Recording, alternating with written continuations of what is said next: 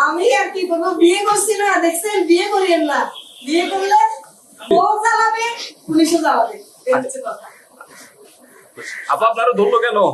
আমাকে ওই যে ডাবল মার্ডারের হুকুমের আসামি বানাইছিল, তো আমি তো জামিনে আছি, জামিন ব্যবস্থা ঠিক করার পরও ওরা আমাকে আবার এখানে কেন আনছে আমি জানি না। আচ্ছা, বাজিদের সাথে আমার কোনো সম্পৃক্ততা নাই, তবে বাকুলি আমাকে অ্যারেস্ট দেখাইছিল, আমাকে পেপার দেখানোর পর আমাকে ছেড়ে দিয়েছে। আপা আপনি তো কারি কারি টাকা দিয়ে আপনার স্বামীরে ছুটাই আনার কথা ছিল। এটা ভাই আপনারা তো বুঝেন আমি মেন্টালি ভাবে, তবে এখনো মেন্টালি ভাবে ডিপ্রেস। আসলে রাগের মাথায় আমি তো মানুষ মারবো বলি নাই, হাজবেন্ডকে ভালোবাসি, ভালোবাসবো। 10-20টা মামলা হলে আমি আমার হাজবেন্ডকে ভালোবাসি, আমি যেখানে থাকবে আমি সেখানে থাকবো। আচ্ছা আপা, আমার হাজবেন্ডের চেষ্টা আমি ছাড়বো না। আমার স্বামী ভালো মতো আসছে, তবে দেখেন এখনো শত্রুপক্ষ মামলা দিয়ে দিছে এরকম। আমার হাজবেন্ড কিন্তু এই যে ডিবি অফিসে থাকা অবস্থায় ডবল মার্ডার কেসে আসামি হয়ে গেছে। তাহলে আপনারা বুঝেন যে আমার হাজবেন্ড কিভাবে এরকম 18-19টা মামলা দিয়ে দিল, এভাবে দিছে, আমাকেও দিছে। এখন আমি কি করবো বলেন? আপনি কি মনে করেন এখন? এখন আমি মনে করি আমি আমার হাজবেন্ড জামিন হইলে আমি আমার হাজবেন্ডকে প্রচুর শাসন করবো।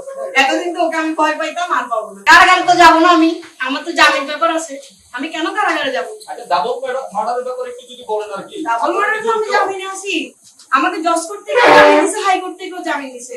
আমার রিকল পেপার আপনারা চাইলে এখান থেকে নিতে পারেন, পেপার আছে আমাকে। এখন এখানে কেন আনছে আমি জানি না।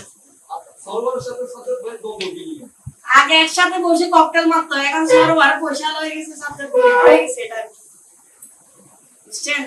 সাজ্জাদ ভালো হইতে চাচ্ছে, সরোয়ার ওকে ভালো। আচ্ছা আপা, একটা প্রশ্ন আছে, শেষ প্রশ্ন। সাজ্জাদ ভাই কি আসলে শিবিরের সাথে জড়িত না বিএনপি রাজনীতির সাথে জড়িত?